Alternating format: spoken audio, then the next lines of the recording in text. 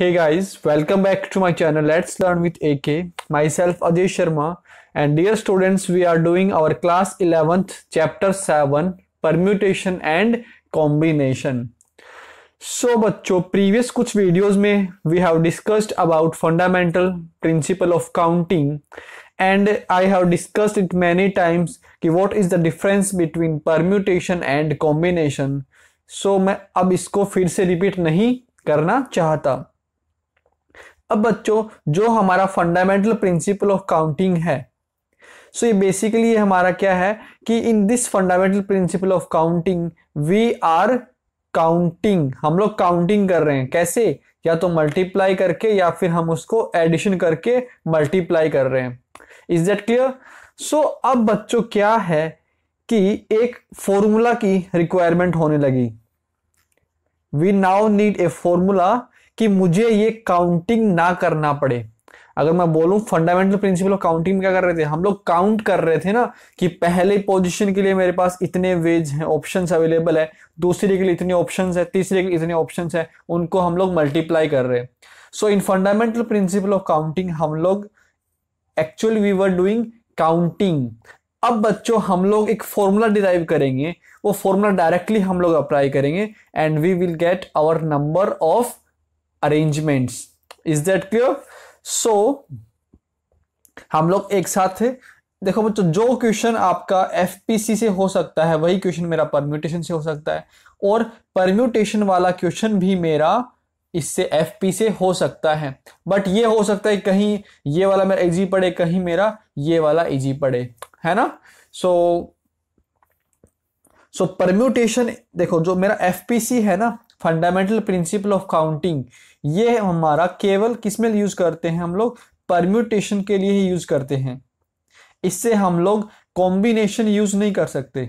अगर मुझे ये पता करना नहीं कि मुझे कॉम्बिनेशंस फाइंड करने, सो मैं कॉम्बिनेशन फाइंड नहीं कर सकता इस फंडामेंटल प्रिंसिपल ऑफ काउंटिंग से. मैं क्या फाइंड करता हूं यहां से, नंबर ऑफ परम्यूटेशंस या फिर नंबर ऑफ अरेंजमेंट्स ही मुझे यहां से मिल सकते हैं. अगर मुझे नंबर ऑफ सिलेक्शंस फाइंड करने, अगर मुझे सिलेक्शन करना है, तो सिलेक्शन के लिए मैं एफपीसी यूज नहीं कर सकता. मैं केवल और केवल अरेंजमेंट के लिए ही एफपीसी का यूज कर सकता हूं. Is that clear? चलिए, तो बच्चों थोड़ा सा पहले हम लोग परम्यूटेशन का डेफिनेशन देख लेते हैं कि what is permutation. So permutation is an arrangement in a definite order of a number of objects taken some और all at a time. So that means कि we have some number of objects, and out of those number of objects we have to arrange some or all at a time. Let's suppose कि we have 9 objects. Is that clear? So there may be situation where हमें 9 objects को ही arrange करना है, या फिर हमारे पास ऐसी भी कंडीशन हो सकती है कि मुझे 9 से कुछ कम अरेंजमेंट्स को क्या करना है, अरेंज करना है. और परम्यूटेशन के अंदर मेरा जो ऑर्डर है वो मैटर करता है. तो जब भी आपके पास कोई क्वेश्चन आए ना पीएनसी का, तो सबसे पहले आपके माइंड में एक क्वेश्चन ये आना चाहिए कि क्या मेरा यहाँ पे ऑर्डर मैटर कर रहा है, क्या ऑर्डर मेरा मैटर कर रहा है. कि अगर ऑर्डर मैटर कर रहा है then we will apply this permutation formula, and if order मेरा मैटर नहीं कर रहा तो उस टाइम में हम लोग कॉम्बिनेशन वाला फॉर्मूला यूज करेंगे. Is that clear? सो बच्चों देखो, जब हमारा ये एनसीईआरटी कंप्लीट हो जाएगा ना, तो एनसीईआरटी में इतना ज़्यादा अच्छे क्वेश्चंस नहीं है. अगर मैं बोलूँ तो इतने अच्छे क्वेश्चंस नहीं है. तो बच्चों इसके बाद हम लोग एनसीईआरटी एग्जाम्पलर नाम से एक बुक आती है. So we will start discussing that NCERT exemplar problem. So इसमें हमें काफ़ी अच्छे क्वेश्चंस मिलेंगे और आपको ज़्यादा क्लियर होगा ये चैप्टर. ठीक है? सो ये हमारा परम्यूटेशन है कि we have some number of objects, and out of those number of objects we have either to arrange some और ऑल एट ए टाइम. अब बच्चों इसको हम लोग लिखते कैसे हैं, परम्यूटेशन को हम लोग लिखते कैसे हैं? So this is written like this.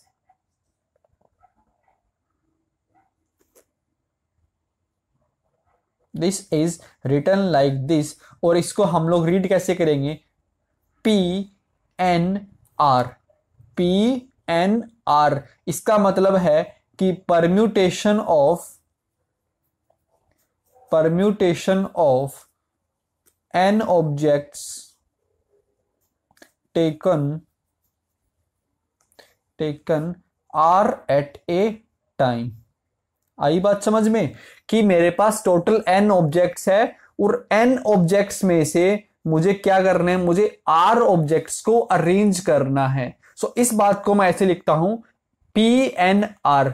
बच्चे इसको मिस्टेक करते हैं NPR रीड करने में, बट NPR जो इसका है वो करेक्ट रीड नहीं है। इसको हम लोग ऐसे पढ़ेंगे PNR, that means out of n objects we have to arrange r objects. Out of n objects we have to arrange r objects. So बच्चों, तो ये है हमारा परम्यूटेशन, इसको हम लोग ऐसे NPR से नोट करते हैं। अब हम लोग ट्राई करेंगे इसका फॉर्मूला ड्राइव करने का। अब हम लोग इसका फॉर्मूला ड्राइव करने का बात करेंगे। तो उससे पहले मैं आपको थोड़ा सा ये बता दूं कि ये केस कैसे हैं कि सम और ऑल एट ए टाइम, इसका मतलब क्या है। सो बच्चों, मान लीजिए हमारे पास कोई लेटर है रोज, हमारे पास कोई वर्ड है रोज। सो बच्चों, इसमें से मुझे सारे लेटर्स को यूज करना है। I want to use all the letters. और या फिर ऐसे क्वेश्चन आता है कि find number of permutations by arranging all letters of word rose. ठीक है, तो इसका मतलब क्या है कि मुझे रोज वर्ड में जो जितने भी लेटर्स है ना, उन सबको मुझे अरेंज करना है। सेकंड बात ये है कि ना एट ए टाइम, मतलब सम एट ए टाइम। तो इसका मतलब क्या है कि let suppose we have a number, sorry we have a letter word number. So find number of possible words that can be formed by using 3 letters at a time। सो बच्चों, इस वाले जो क्वेश्चन है इसमें क्या है कि मुझे सारे लेटर्स को यूज करना है। सो टोटल कितने लेटर्स है मेरे पास? I have 4 letters. सो मैं इसको परम्यूटेशन की फॉर्म में कैसे लिखूंगा? 4, यहां 4 लिखूंगा P, और आउट ऑफ 4 मुझे कितने अरेंज करना है? मुझे सभी को अरेंज करना है। सो मैं क्या लिखूंगा? 4P4 लिखूंगा। यही तो होता है ना PNR। तो इसका मतलब है कि आउट ऑफ n मुझे R को अरेंज करना है। सो बच्चों, मुझे आउट ऑफ 4 कितनों को अरेंज करना है? मुझे 4 को ही अरेंज करना है। तो मैं इस बात को ऐसे लिखूंगा 4P4। तो यहां पे देखते हैं कि यहां पे मेरे पास टोटल कितने लेटर्स हैं? 1 2 3 4 5 6। सो आई विल राइट 6P। अब बच्चों, मुझे आउट ऑफ 6 कितने लेटर्स को अरेंज करना है? सो मुझे 3 लेटर्स को अरेंज करना है ना। सो यहां पे क्या है? 3। सो आप ये बात समझ गए होंगे कि सम किस टाइप का होता है और ऑल एट ए टाइम किस टाइप का होता है। Is that clear? सो बच्चों, हमने प्रीवियस वीडियोस में देखा है कि हम लोग इसको डायरेक्टली कैसे करते थे फंडामेंटल प्रिंसिपल ऑफ काउंटिंग से, कि हमें 4 लेटर्स का बनाना है। तो इसमें केसेस कितने हैं? 3 4 3 2 1। So this is equal to 24। अब मैं इसी बात को यूजिंग फॉर्मूला लिखूंगा। ठीक है, सो जो NPR का जो फॉर्मूला होता है और PNR का जो फॉर्मूला होता है वो क्या है बच्चों कि PNR is equal to n factorial upon n minus r factorial. So इसको आप ऐसे कहीं नोट कर लो। PNR that means number of permutations of n objects taken r at a time is equal to n factorial upon n minus r factorial। लिखना पड़ेगा क्या कि number of permutations of n objects taken r at a time taken r at a time is given by n factorial upon n minus r factorial। आई बात समझ में? और बच्चों ये फॉर्मूला निकल के आया ना हमारा एनपीआर, ये एफसीपी से निकल के आया, फंडामेंटल प्रिंसिपल ऑफ काउंटिंग जो है ना हमारा, उसी से निकल के आया है ये फॉर्मूला आपका, उसी से निकल के आया है। तो do you want it's proof? चलो प्रूफ से पहले हम लोग एक एग्जांपल से समझते हैं इसको। देखिए तो हम लोग क्या करते हैं, अपना एक लेते हैं कि 1 2 3 4 5 6 7 8 9, वी हैव 9 नंबर्स। सो बच्चों इन 9 नंबर्स को क्या करना है, मुझे एक 3 डिजिट का नंबर बनाना है, मुझे एक 3 डिजिट का नंबर बनाना है। So according to our fundamental principle of counting, अगर मुझे 3 डिजिट का नंबर बनाना है तो मैं 3 ब्लॉक्स बनाऊंगा। So number of ways for this option कितना है हमारे पास, इस ब्लॉक के लिए कितने ऑप्शन है हमारे पास, 9 ऑप्शन है। अब आउट ऑफ 9 मैंने एक कहीं यूज कर लिया होगा, तो बच्चों मेरे पास कितने ऑप्शन रहेंगे, अब 8 ऑप्शन रहेंगे। ठीक है, अब आउट ऑफ 9 मैंने 2 को यूज कर लिया, तो यह कितना रहेगा मेरा, 7 रहेगा। ठीक है, और बच्चों मैं आपको एक बात और बता दूं, जो हमारा ये एनपीआर का जो फॉर्मूला है ना, ये किसके लिए लगता है कि when repetition is not allowed, repetition not allowed है ना, तभी आपका ये वाला जो फॉर्मूला है वो लगेगा। ठीक है ना, अगर मेरा रिपीटेशन अलाउड होगा ना तो मैं directly fundamental principle of counting लगाऊंगा, उसको भी देख लेंगे हम लोग, देख के लेंगे, हम लोगों ने ऑलरेडी पढ़ लिया है वो, है ना। So when repetition is not allowed we use this formula NPR। ठीक है, सो इस प्रॉब्लम में हम लोग लेके चल रहे थे कि क्या है, यहाँ पे रिपीटेशन अलाउड नहीं है। सो 9 into 8 into 7, so it means 9 into 8 into 7।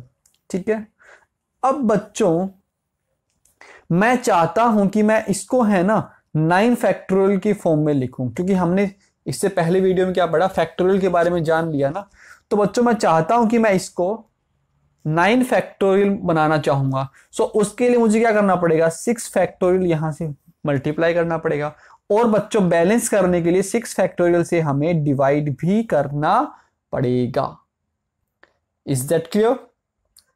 What we are doing, we are deriving the formula for PNR। So यहां पे देखिए हमारे पास टोटल कितने ऑब्जेक्ट्स हैं, we have 9 total objects and out of 9 हमें कितने लिखने हैं, 3 लिखने हैं, हमें 3 को अरेंज करना है। So this is basically P93। So P93 मैंने इसे बनाने की कोशिश किया, इसको 9 into 8 into 7 into 6 factorial upon 6 factorial.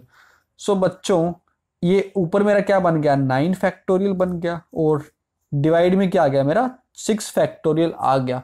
But इतने से भी मेरा मन नहीं भरा, मैं इसको क्या चाहता हूं कि मैं इसको 9 और 3 की फॉर्म में लिखूं। मैं चाहता हूं कि जो मेरा 6 है उसको 9 और 3 की फॉर्म में लिखूं।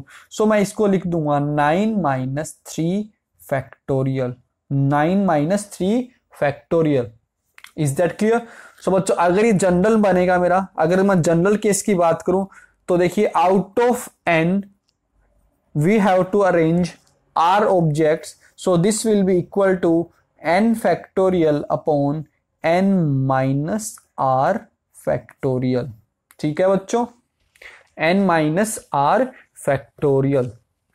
सो इसका जो प्रूफ निकल के आया है ना, वो आपका यही फंडामेंटल प्रिंसिपल ऑफ काउंटिंग से ही निकल के आता है। ठीक है ना, जो मैंने आपको अभी ये जो एग्जाम्पल से समझाया है ना, वही आपका प्रूफ है इसका। अगर मैं इसका प्रूफ की बात करूं ना, उसका प्रूफ यही है। चलो देख ही लो ना, फिर आप बोलोगे सर आपने छोड़ दिया, एनसीईआरटी बुक में दे रखा था। तो देखो बच्चों क्या है कि the number of permutation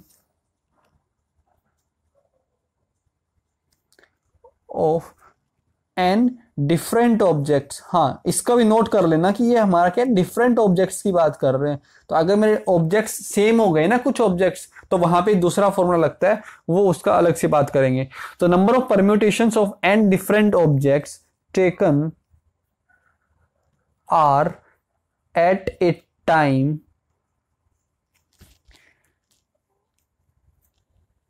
and repetition is not allowed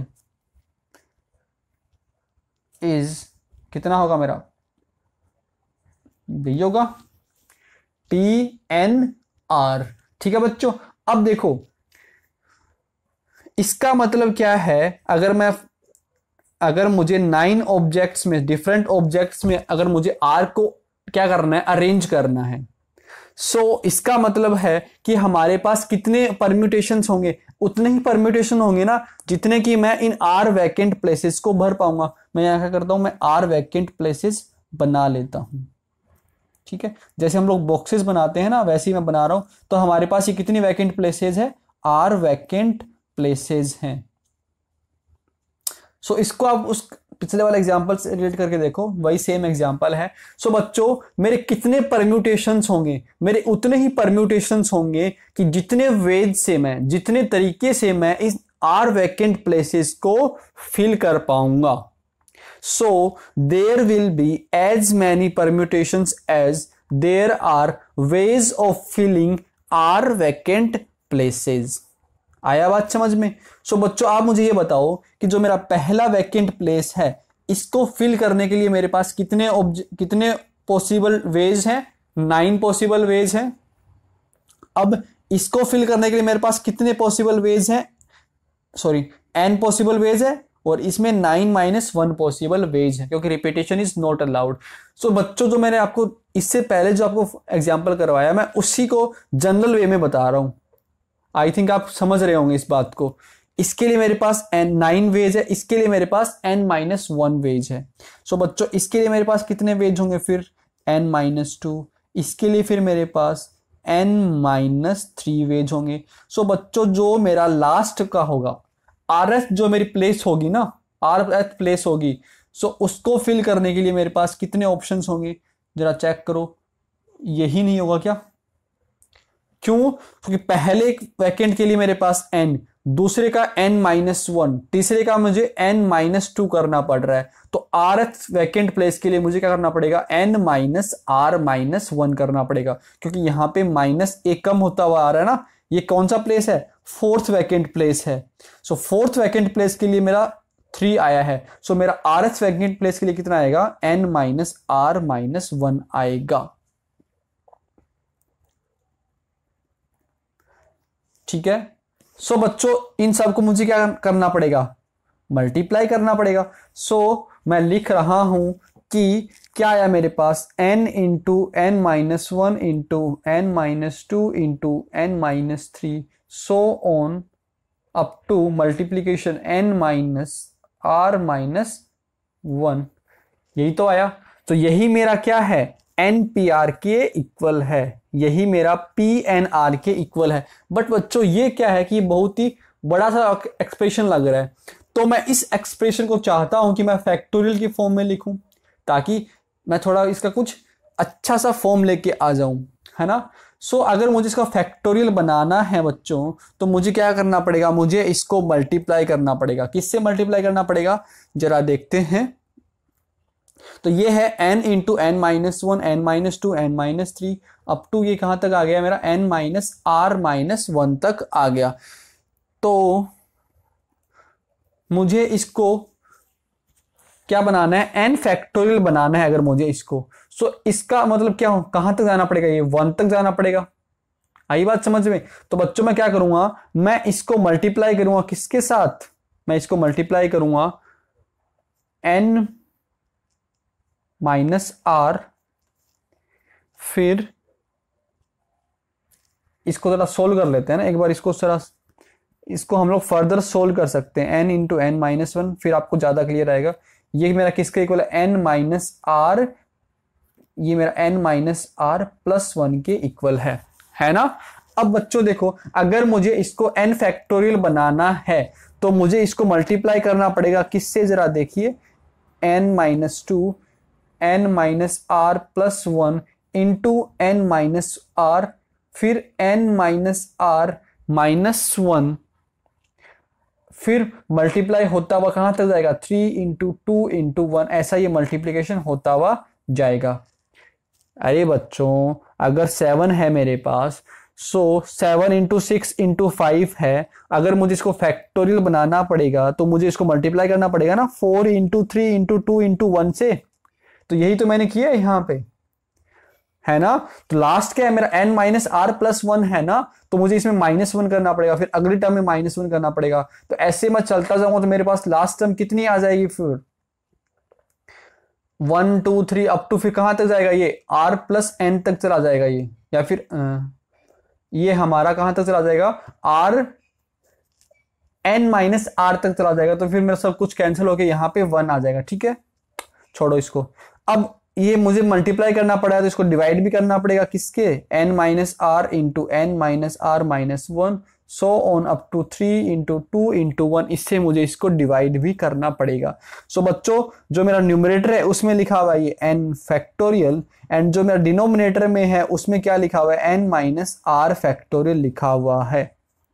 तो यही मेरा क्या है, फॉर्मूला है। अब नीचे n माइनस आर फैक्टोरियल कैसे लिखा हुआ, देखो यहाँ पे n माइनस आर है, फिर एक रिड्यूस हो रहा है, फिर आगे 2 रिड्यूस, फिर आगे 3 रिड्यूस। सो ये बेसिकली क्या लिखा हुआ है मेरा, n माइनस आर फैक्टोरियल ही लिखा हुआ है ना।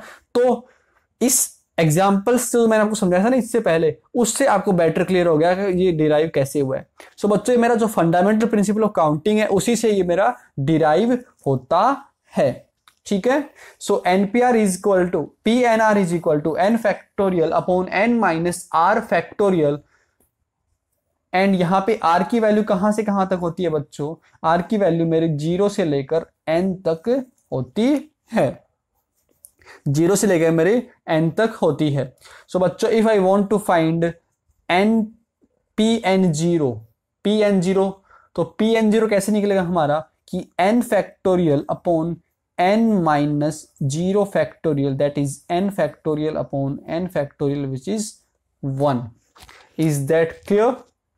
And if I want to find pnn, so इसका मतलब क्या है, n factorial upon n minus n factorial equal to n factorial upon 0 factorial, so n factorial upon 1 that is n factorial.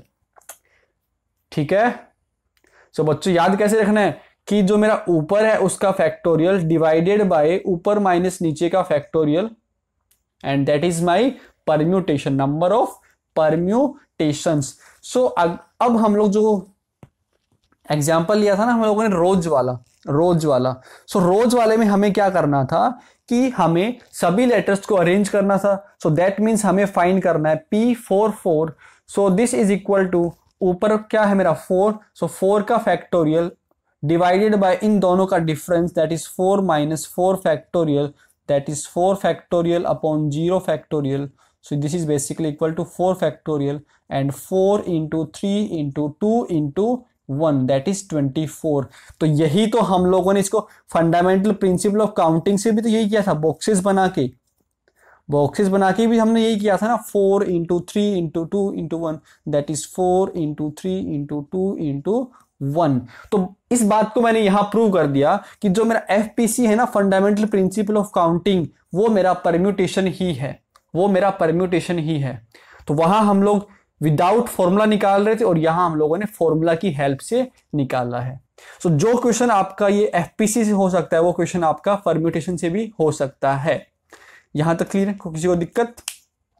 हाँ, अगर कोई दिक्कत रह जाती है तो आप कमेंट कर देना। अब बच्चों सेकंड प्रॉब्लम क्या थी हमारी, वो नंबर वाली प्रॉब्लम थी हमारी कि हमें इनमें से कोई 3 लेटर्स को यूज करना है। So we have 2 4 6, so out of 6 we want to arrange 3, that is 6p3। So ऊपर का factorial divided by 6 minus 3 factorial.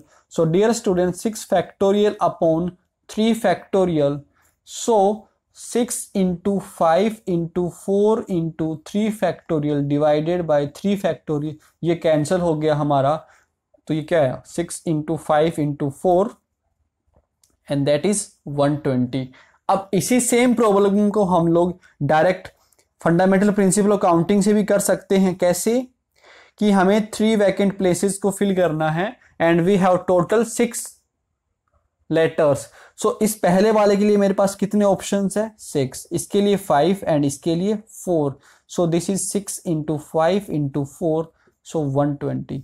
सो दोनों एक ही बात है, FPC and fundamental principle of counting दोनों एक ही बातें हैं।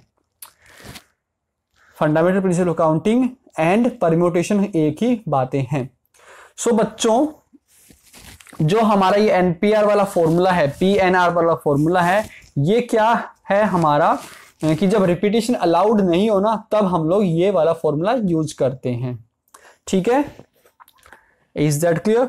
चलिए अब कुछ थ्योरम्स देख लेते हैं। थ्योरम्स, ये ऐसी थ्योरम्स हैं जो हम लोगों ने ऑलरेडी पढ़ ली, बट फिर भी हम लोग इनको एक बार नोट कर लेते हैं। So I have to refill. So our first theorem is कि number of permutation of n different objects taken r at a time where repetition is allowed is n की power r। तो बच्चों ये बातें हम लोगों ने ऑलरेडी पढ़ ली, हो सकता है हमने ये स्टेटमेंट नहीं पढ़ा होगा, बट हम इसका कंसेप्ट अच्छे से जानते हैं। तो ये क्या बोल रहा है कि अगर मेरे जो n डिफरेंट ऑब्जेक्ट्स हैं और मेरा रिपीटेशन अलाउड है ना, तो एग्जाम्पल समझते हैं हेल्प से। देखिए कि हमारे पास क्या है कि वी हैव रोज, हमारे पास एक रोज वर्ड है। इस बार क्या है कि हमें एक 4 लेटर का और आई कैन से हमें 3 लेटर का वर्ड बनाना है। We want to make 3 letter word and in this situation हमारा क्या रिपीटेशन अलाउड है। इन दिस सिचुएशन हमारा क्या रिपीटेशन अलाउड है। सो बच्चों हम लोग कैसे करते हैं कि जो मेरा पहला बॉक्स उसके लिए मेरे पास 4 ऑप्शंस, सेकंड बॉक्स के लिए भी हमारे पास 4 ऑप्शंस, थर्ड बॉक्स के लिए भी हमारे पास 4 options. So 4 into 4 into 4 that is 4 की पावर 3। तो यहाँ पे यही तो बात लिखा हुआ है कि हमारे पास अगर n डिफरेंट ऑब्जेक्ट्स है, सो इस एग्जांपल में क्या है हमारे पास we have 4 different objects and हमें ने कितना लिया है, हमने 3 उसको एक बार लिया है। Out of 4 we are arranging 3 letters and here out of n we are arranging r at a time. Is that clear? Where repetition is allowed, तो अगर repetition allowed है तो हम लोग ऐसे करते हैं, कोई दिक्कत नहीं है। तो इसका जनरल क्या हो जाएगा मेरा n की पावर r। तो बच्चों देखिए, मान लीजिए कि we have 1 2 3 4 5 6 7 and if repetition is allowed and we want to make a number, we want to make a number of 4 digit का हमें नंबर पता करना है, कितने 4 डिजिट के नंबर बनेंगे। So what will I do कि मेरे पास टोटल कितने ऑब्जेक्ट्स हैं, आई हैव 7 ऑब्जेक्ट्स, सो 7 की पावर 4, ये मेरा डायरेक्ट आंसर हो जाएगा। और इस बात को आप ऐसे भी देख सकते हैं, फंडामेंटल प्रिंसिपल ऑफ काउंटिंग से भी देख सकते हैं। ठीक है, तो ये हमारा पहला थ्योरम है। सेकेंड थ्योरम ये है कि second theorem says, I am just repeating this things, ये बातें आपको ऑलरेडी मालूम है। सेकेंड थ्योरम है कि the number of permutations, the number of permutations of n different objects taken all at a time is n factorial। taken all at a time is n factorial। सो बच्चों जो हमारा PNR का formula वो कितना होता है, n factorial upon n minus r factorial, ये मेरा फॉर्मूला है ना। एंड बच्चों मेरे पास टोटल कितने ऑब्जेक्ट्स हैं, डिफरेंट ऑब्जेक्ट्स 9 ऑब्जेक्ट्स हैं, और उन 9 में से मैं कितना क्या कर रहा हूं, मैं सभी को अरेंज कर रहा हूं। तो सभी को अरेंज करने का मतलब हमारे पास r की वैल्यू भी कितनी है ना, n ही है ना, कि out of n objects I am arranging all the objects, that means out of n objects I am arranging n objects. तो इसका मतलब मैं सारे ऑब्जेक्ट्स को अरेंज कर रहा हूं। सो मेरे पास r का वैल्यू कितना है n, so this will be equal to n factorial upon r की जगह मैं लिख दूंगा n, so this is equal to n factorial upon 0 factorial and which is what, नीचे क्या है मेरा 1, so this is equal to n factorial. तो ये बात भी हम लोगों को ऑलरेडी पता थी, तो मैंने इसको भी एक थ्योरम बना दिया। अब बच्चों इसी सेम बात को हम लोग चाहें तो फंडामेंटल प्रिंसिपल ऑफ काउंटिंग से भी देख सकते हैं कि वीवर रोज है हमारे पास, एग्जाम्पल रोज, एंड हमें सारे लेटर्स को यूज करके बनाना है, ठीक है। सो इसके लिए हमारे पास 4 3 2 1, सो 4 इंटू 3 इंटू 2 इंटू 1, तो इस बात को मैं ये भी तो लिख सकता हूँ ना 4 फैक्टोरियल, दिस इज 4 फैक्टोरियल। सो ये मेरा क्या है 4 फैक्टोरियल। तो चाहे आप ऐसे देखो या फिर ऐसे देखो, एक ही बात है, ठीक है। सो आपको डायरेक्ट ये याद रख लेना है कि अगर मेरे पास n डिफरेंट ऑब्जेक्ट्स हैं और अगर मुझे सभी को चूज करना है ना, तो मैं डायरेक्टली क्या लिख दूंगा, n फैक्टोरियल लिख दूंगा। एग्जाम्पल,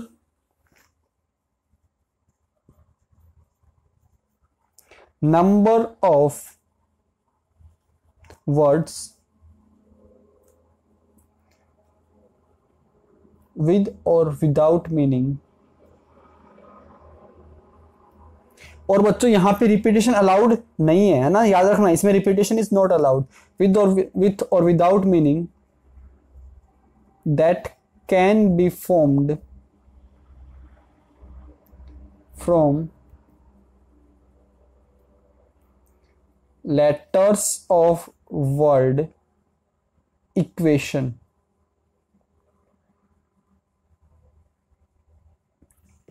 सो आप इस क्वेश्चन को समझ क्या आप समझाए कि नंबर ऑफ वर्ड्स विद और without meaning that can be formed from letters of the word equation. So बच्चों मुझे जो इक्वेशन वर्ड है उसके लेटर्स को यूज करके हमें वर्ड्स बनाने हैं, ठीक है। सो हमारे पास हम लोग ये देखेंगे कितने मेरे पास टोटल लेटर्स हैं। सो 1 2 3 4 5 6 7 8।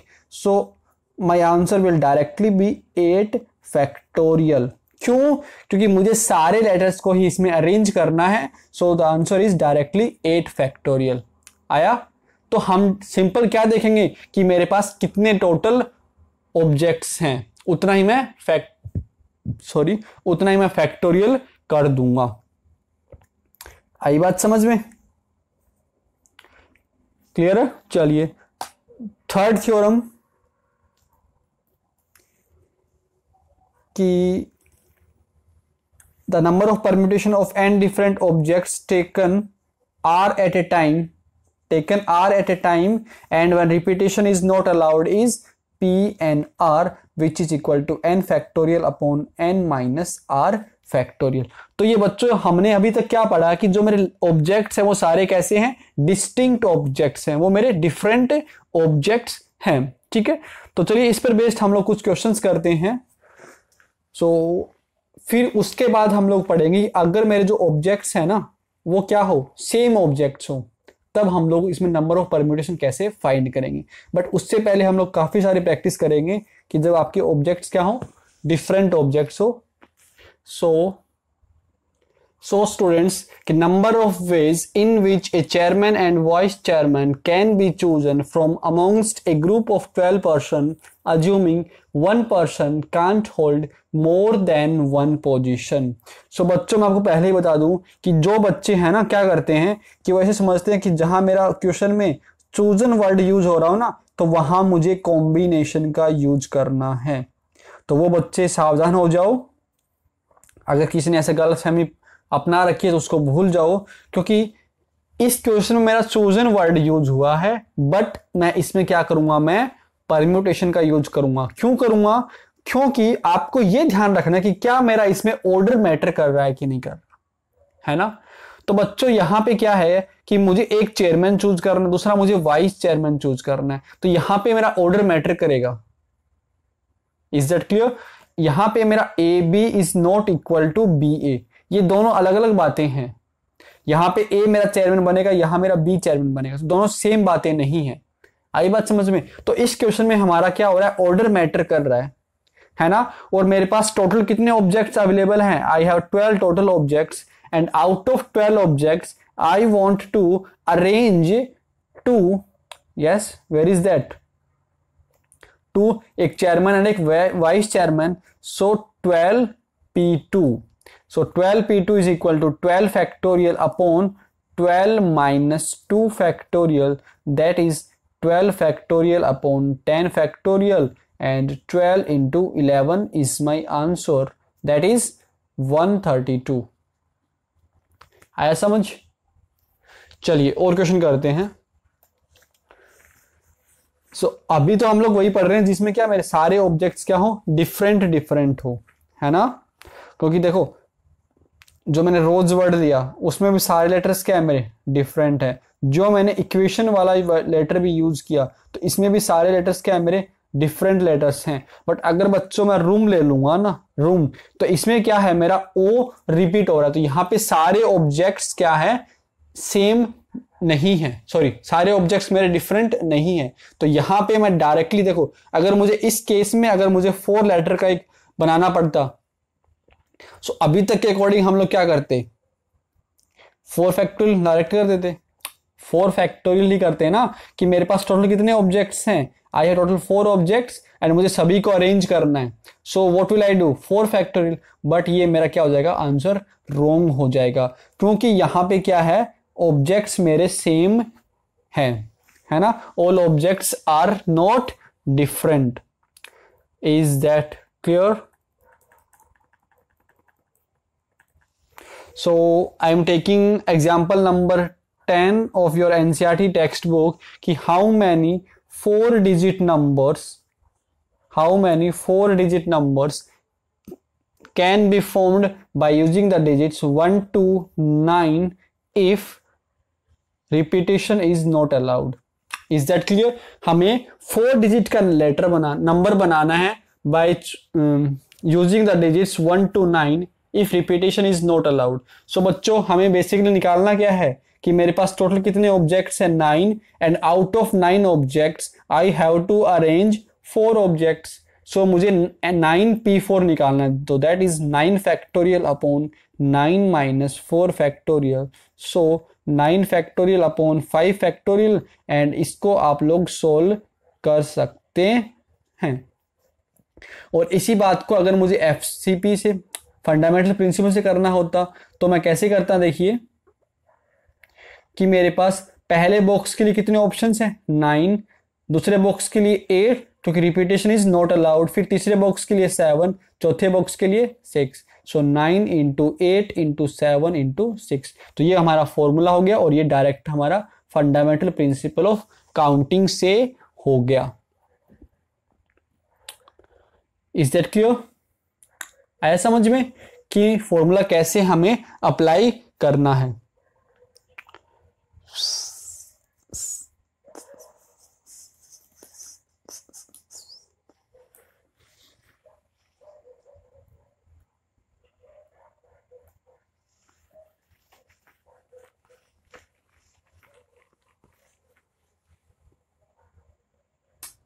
नाउ डियर स्टूडेंट्स, हम लोग बात करेंगे permutation when all objects are not different. So heading लगा लीजिए कि permutation when all objects are not different. So हम लोग एग्जांपल ले रहे हैं रूट। तो बच्चों इसमें क्या है, हमारा जो ओ है वो 2 बार है ना, दैट ओ इज रिपीटिंग, ओ हमारा 2 बार है। सो बच्चों ओ क्या है कि डिफरेंट डिफरेंट नहीं है, ठीक है।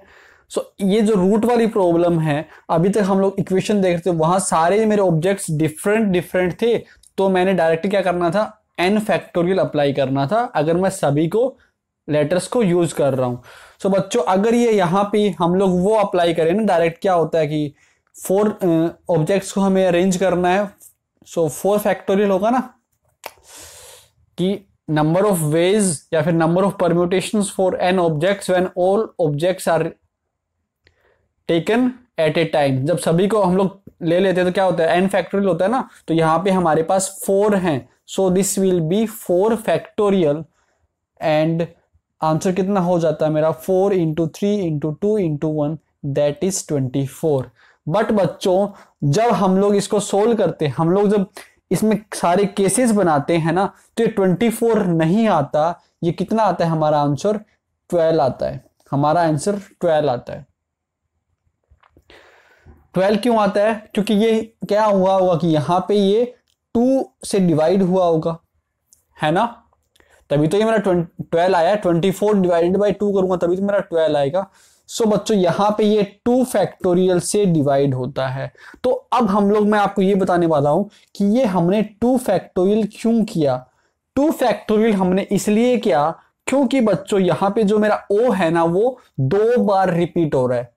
तो बच्चों जो आपका जितनी बार रिपीट हो रहा है उसी के फैक्टोरियल से उसको हमें डिवाइड करना पड़ता है। सो यहां पे जो मेरा O है वो 2 बार रिपीट हो रहा है तो मुझे डिवाइड करना पड़ा इसको 2 फैक्टोरियल से।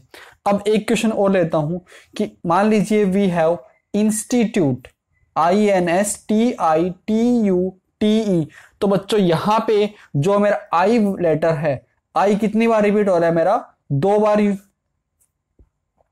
I मेरा 2 बार है, और T मेरा कितनी बार है, T हमारा 3 टाइम्स है, T हमारा 3 टाइम्स है। तो बच्चों जो मेरे टोटल नंबर ऑफ परम्यूटेशंस बनेंगे ना, टोटल नंबर ऑफ जो मेरे परम्यूटेशंस बनेंगे वो कितने बनेंगे कि 1 2 3 4 5 6 7 8 9। सो this will B 9 factorial divided bye I कितनी बार रिपीट हो रहा है मेरा 2 बार, तो उसका फैक्टोरियल मैं डिवाइड करूंगा। फिर और कुछ रिपीट हो रहा है, यस, T मेरा 3 बार रिपीट हो रहा है तो मैं उसका भी फैक्टोरियल डिवाइड करूंगा। तो ये मेरा आंसर आएगा।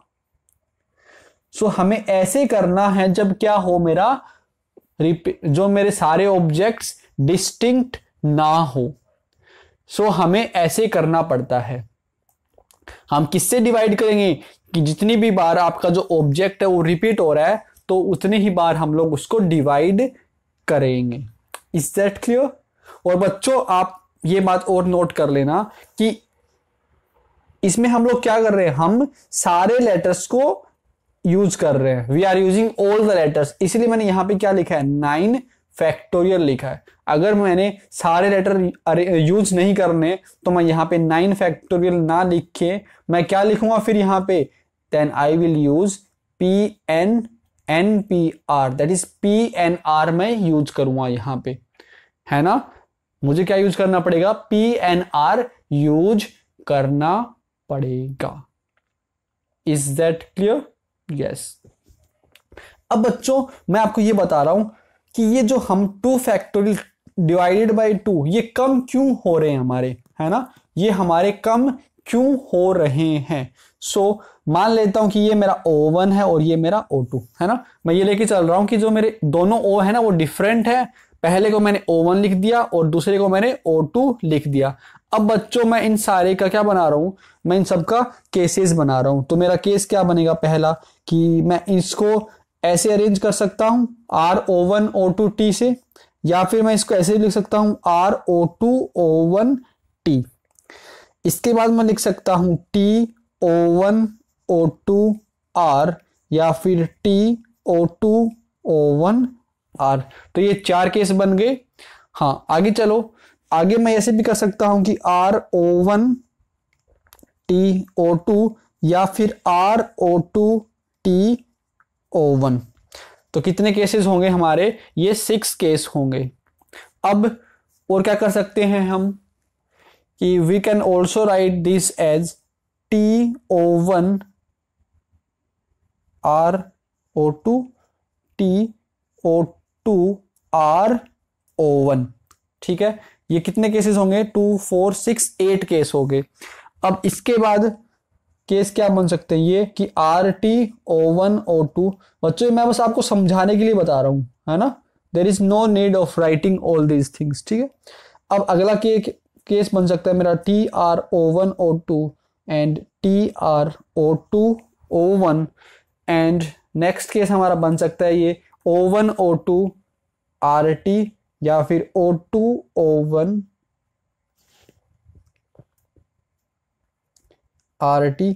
इससे नेक्स्ट हमारा केस बन सकता है कि O1 O2 TR and O1 O2 O2 O1 TR।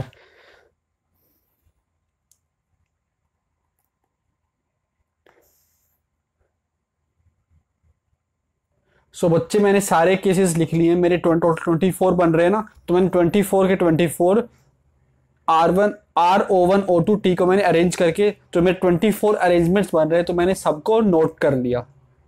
ठीक है बच्चों, अब देखो अगर मेरा O1 O2 दोनों सेम हो है ना। इफ मेरा O1 O2 सेम हो तो बच्चों ये दोनों मेरे अरेंजमेंट सेम हो जाएंगे ना, बात समझ रहे हो। अगर मेरे O1 O2 सेम होंगे तो ये दोनों मेरे अरेंजमेंट एग्जैक्टली सेम हो जाएंगे, तो यहां से मुझे क्या मिलेगा, एक ही अरेंजमेंट बनेगा। अब यहां से देखो कि अगर यहां भी O1 O2 दोनों सेम हो तो यहां से भी मुझे एक ही अरेंजमेंट मिलेगा। अब बच्चों यहां से भी मुझे एक ही अरेंजमेंट मिलेगा, है ना, क्या मिलेगा, ROTO, और यहां से भी मुझे ROTO ही मिलेगा। ऐसे ही मुझे यहां से भी एक ही अरेंजमेंट मिलेगा, यहां से भी मुझे एक ही अरेंजमेंट मिलेगा, यहां से भी एक ही, इधर से भी एक, इधर से भी एक। सो टोटल मेरे पास कितने अरेंजमेंट्स हो जाएंगे, मेरे पास ओनली 12 अरेंजमेंट्स रह जाएंगे। आई बात समझ, कितने रह जाएंगे, मेरे पास 12 अरेंजमेंट्स रह जाएंगे।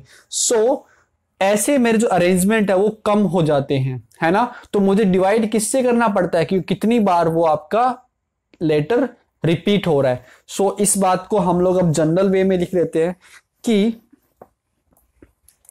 आई am writing this thing in a general way कि the number of permutation of n objects, this is your theorem number 4 and it is valid when the number when all the objects are not distinct. So the number of permutations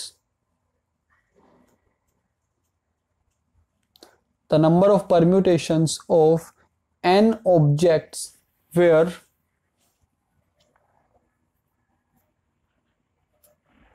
P1 are of one kind,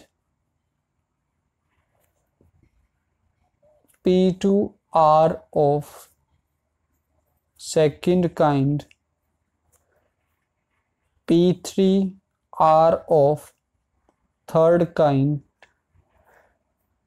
and rest are different. So क्या होगा मेरा answer, n factorial. देखिए the number of permutation of n objects, वे जो मेरे P1 है वो क्या है, सेम एक प्रकार के हैं, P2 मेरे सारे सेम है, P3 मेरे सारे सेम हैं। सो देखो इस बच्चों याद रखना ये किसका केस है मेरा, when repetition is not allowed, है ना, कि जब मैं परम्यूटेशन लगाता हूं तभी लगाता हूं मैं परम्यूटेशन वाला फॉर्मूला जब मेरा रिपीटेशन क्या हो, नॉट अलाउड हो। When repetition is not allowed, अगर रिपीटेशन आपका अलाउड होगा तो वहां पे मैं ये वाला फॉर्मूला अप्लाई नहीं कर पाऊंगा, है ना। याद है वहां मेरा डायरेक्टली क्या होता है, n की पावर r मेरा डायरेक्टली आंसर हो जाता है। सो when repetition is not allowed तो मैं ये वाला फॉर्मूला लगाता हूं, दैट इज PNR वाला मैं फॉर्मूला अप्लाई करता हूं when repetition is not allowed. अब सेकेंड चीज क्या ध्यान रखनी है कि मैं सारे ऑब्जेक्ट्स को इसमें यूज कर रहा हूं, है ना, मैं सारे n ऑब्जेक्ट्स को ही ले रहा हूं। सो क्या होगा हमारा n factorial divided by P1 factorial divided by P2 factorial divided by P3 factorial. Is that clear. So हमारा क्या याद रखना है कि n फैक्टोरियल डिवाइडेड बाय कि जो मेरा सेम हो ना, कि मेरे कितने ऐसे हैं वो कितनी रिपीट हो रहा है, कितनी बार आपका रिपीट हो रहा है उसका फैक्टोरियल कर दो, कितनी बार आपका रिपीट हो रहा है उसका फैक्टोरियल कर दो, है ना, कितनी बार आपका रिपीट हो रहा है उसको फैक्टोरियल कर दो। तो ये हमारा थ्योरम 4 है। अब बच्चों जो हमारी एक्सरसाइज, ये एक्सरसाइज कौन सी रहेगी, 7.3 है ना। सो 7.3 अब हम लोग कर सकते हैं, बट नहीं, आई थिंक एक टाइप की क्वेश्चन और है, हाँ वो हम लोग इस वीडियो में तो नहीं कर पाएंगे, नेक्स्ट वीडियो में करेंगे। करते हैं कि this is our example 9 of NCERT text book, find the number of permutation of the letter of the word Allahabad, Allahabad AHABAD। Is that clear. So Allahabad में मुझे क्या करना है, मुझे सारे लेटर्स को यूज करके मुझे I have to find the number of permutations. So बच्चों मैं क्या चेक करूंगा कि इसमें कितनी बार रिपीट हो रहे हैं। सो जो मेरा A है that is repeating 4 times. Is that clear. So बच्चों देयर आर 4 एज। अब इसके अलावा कोई रिपीट है, यस, L भी मेरा रिपीट हो रहा है, 2 Ls, इसके अलावा कुछ रिपीट है? इसके अलावा कोई रिपीट नहीं है। सो बच्चों डायरेक्टली मैं लिख दूंगा कि number of permutation is equal to, इससे पहले हम लोग एक लाइन और लिखेंगे कि टोटल नंबर ऑफ ऑब्जेक्ट्स कितने हैं मेरे, total number of objects. So students total number of objects कितने हैं मेरे, 1 3 4 5 6 7 8 9। सो I have 9 total number of objects. Is that clear? So you will write it like that कि total number of objects is 9 and there are 4 A's 2 L's, therefore number of permutations क्या बनेगा मेरा, total number of objects 9 factorial divided by जो मेरा repeat हो रहा है उसमें फैक्टोरियल करना है। So 4 factorial into 2 factorial. Is that clear? So बच्चों 9 factorial, सो मैं 9 को चेंज करूंगा कैसे, 9 into 8 into 7 into 6 into 5 into 4 factorial divided by 4 factorial into 2 factorial. 4 से 4 कैंसिल हो गया। सो 9 into 8 into 7 into 6 into 5 divided by 2, इसको कैंसिल कर दो, 3 टाइम्स ये चला गया अपना। या फिर अगर मैं इसको यहाँ कैंसिल करता हूँ तो मुझे ज़्यादा फायदा लग रहा है, तो वी विल गेट 5 4 जा 20, 20 into 6, 20 into 6 120, 120 into 7 84, so 840। And जब मैं इसको मल्टीप्लाई करूँगा सो आई विल गेट 7560। तो ये मेरा इसका आंसर है। तो बात समझ आ गई? हमें सिंपली क्या करना था, 9 factorial divided by 4 factorial into 2 factorial. और बच्चों मैं आपको एक बात और बता दूं कि जो परम्यूटेशन कॉम्बिनेशन वाले क्वेश्चंस हैं ना, सो इन क्वेश्चंस में क्या है कि एनसीईआरटी जो है वो अलाउड करती है बच्चों को कि वो पूरा सोल्व ना करे अगर क्या हो, बड़ी बड़ी वैल्यूज आ जाए। अगर ऐसा आ जाए ना 30 फैक्टोरियल, सो इसको सोल्व नहीं करना, आप सिंपली लिख सकते हैं क्या, आंसर 30 फैक्टोरियल, यही मेरा आंसर है। Is that clear? है ना? तो ये एनसीईआरटी आपको अलाउड करता है ऐसा कि अगर मेरी बड़ी बड़ी वैल्यूज है ना फैक्टोरियल की, तो आप उनको सिंपली लिख सकते हैं। बट यहाँ तो छोटा वैल्यू था, तो यहाँ हम लोगों ने इसको सोल्व कर लिया। Is that clear? So if we have large values of factorial then we can write our answer in the form of factorial. So example 9, इसके बाद हम लोगों ने एग्जाम्पल नंबर 10 भी कर लिया।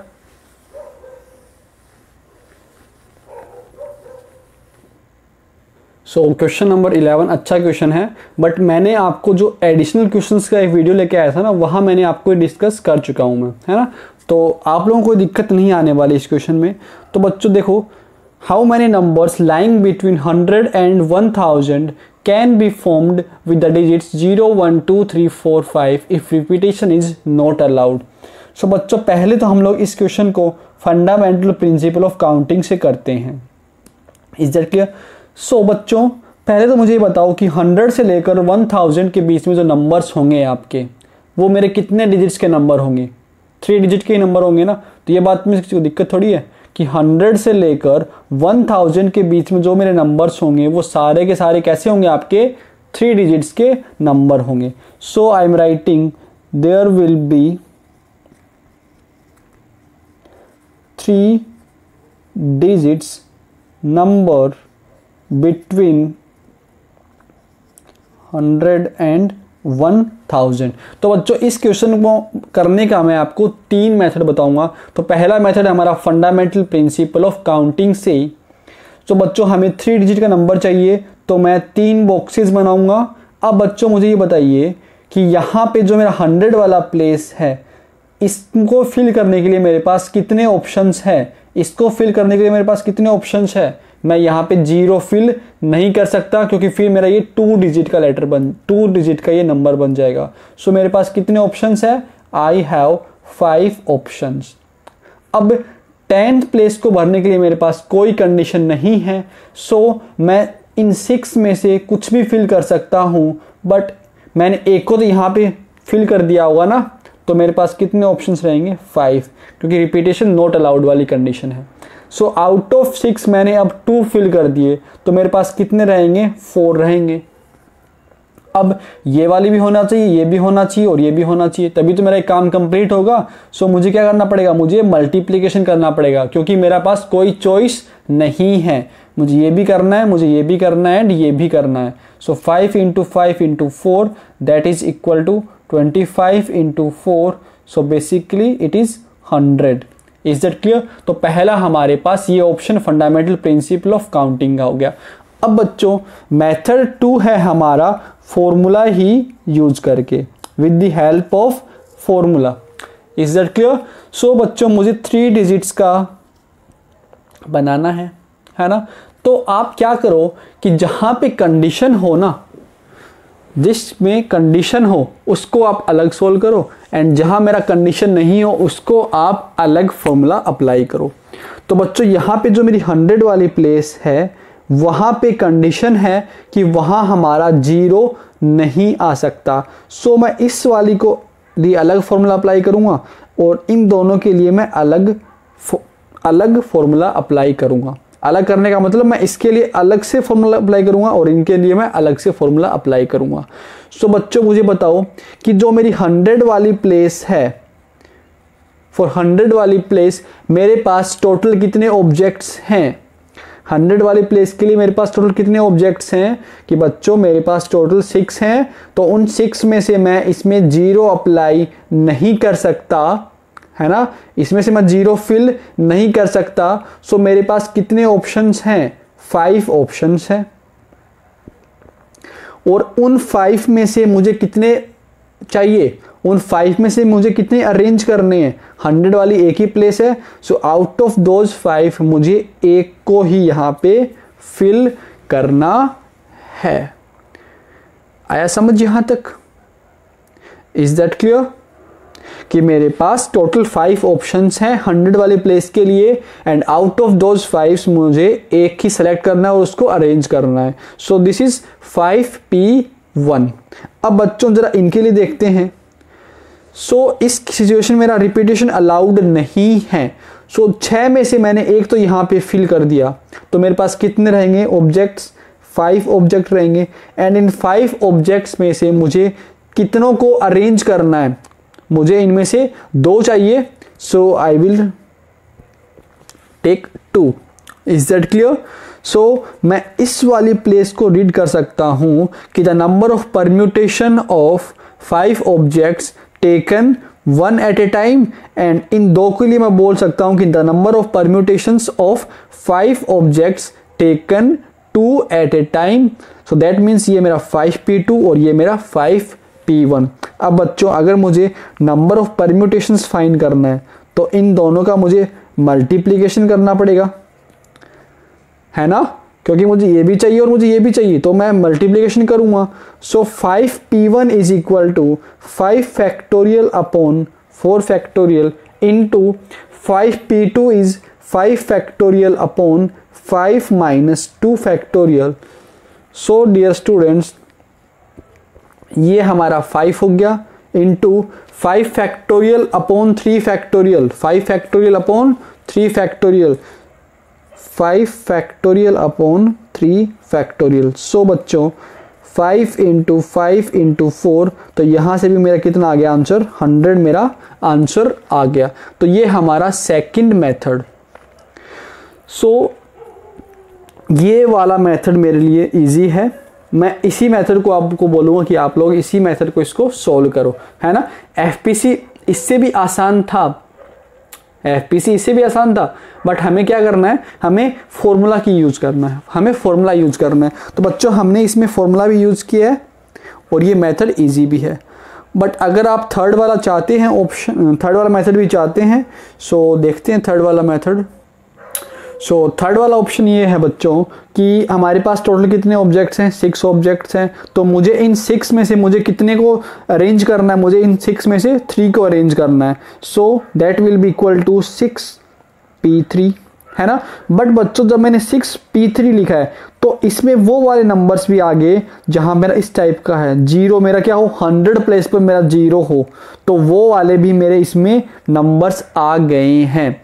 बट ये तो मेरा 3 डिजिट का नहीं है, तो मुझे इनको सब्ट्रैक्ट करना पड़ेगा। सो बच्चों मैं इनमें से क्या सब्ट्रैक्ट कर दूंगा, मैं इनमें से ये इस टाइप वाले सब्ट्रैक्ट करूंगा कि जहाँ पे मेरा जो 100 प्लेस है ना वहाँ तो मेरा 0 फिक्स है और बाकी 2 प्लेस पे मुझे अरेंज करना है। सो बाकी 2 प्लेस के लिए मेरे पास कितने ऑप्शंस अवेलेबल हैं, I have 5 options. So number of permutation will be 5p2, so 6p3 minus 5p2। तो यहाँ से भी जब आप सोल्व करोगे तो आंसर में क्या आएगा, 100 ही आएगा। तो बच्चों मैंने आपको 3 मेथड बता दिए, बट जो सेकेंड मेथड है that is best for you. Is that clear? क्योंकि यहाँ पे कंफ्यूजन हो जाएगा कि मुझे ऐसे माइनस माइनस कहीं भूल जाओगे आप लोग करना, है ना। तो बट सेकेंड वाला आपका स्टैंडर्ड क्या था कि जहां मेरा कंडीशन दे रखा हो ना तो उसके लिए मैं अलग से अप्लाई करूंगा फॉर्मूला, और जहां पे कंडीशन नहीं है उनके लिए मैं अलग से फॉर्मूला अप्लाई करूंगा, और फिर मैंने उन दोनों को मल्टीप्लाई या फिर ऐड कर देना है ना। सो ये हमारा क्वेश्चन नंबर 11 था। Now let's do example number 12। Example number 12 says that कि find the value of n, find the value of n such that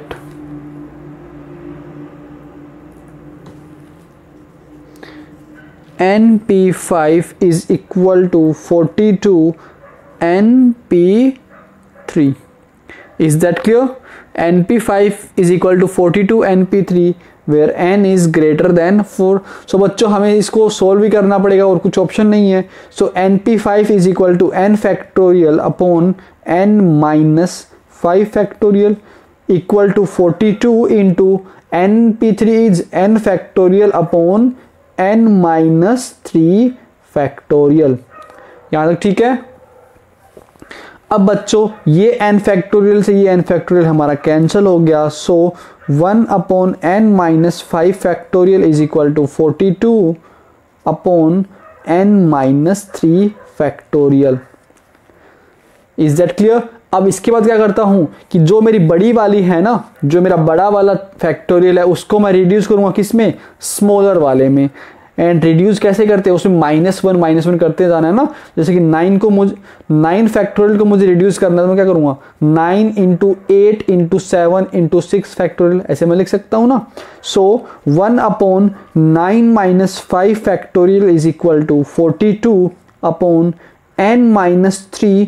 अब इसमें से मैं एक सब्ट्रैक्ट करूंगा तो n माइनस 4 हो जाएगा into n minus 5 factorial into n minus 5 factorial. समझ गए ना? जो बड़ा वाला मेरा फैक्टोरियल है उसको मैं रिड्यूस करूंगा स्मॉलर वाले में। सो ये हमारा कैंसिल हो गया एंड वी गेट कि n minus 3 into n minus 4 is equal to 42। So यहां से आप इसको सोल्व कर लेना, यहां से आप इसको सोल्व कर लेना। सो बच्चों जो मेरे पास n की वैल्यूज आएगी ना वो आएगी n इक्वल्स टू 10 और n इक्वल्स टू -3।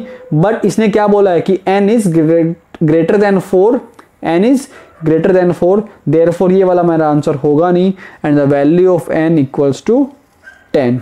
ठीक है। सो ये हमारा first part. This also have another part, एक पार्ट और है इसमें, second part which is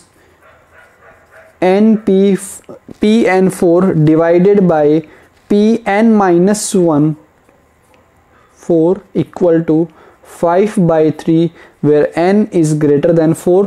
so बच्चों हमें इसको सोल्व करना है तो परम्यूटेशन कैसे सोल्व करते हैं कि ऊपर वाला फैक्टोरियल डिवाइडेड बाय ऊपर वाला माइनस नीचे वाला ये का डिफरेंस का फैक्टोरियल, यहां तक ठीक है, divided by n minus 1 factorial divided by n minus 1 minus 4 factorial equal to 5/3। आया समझ?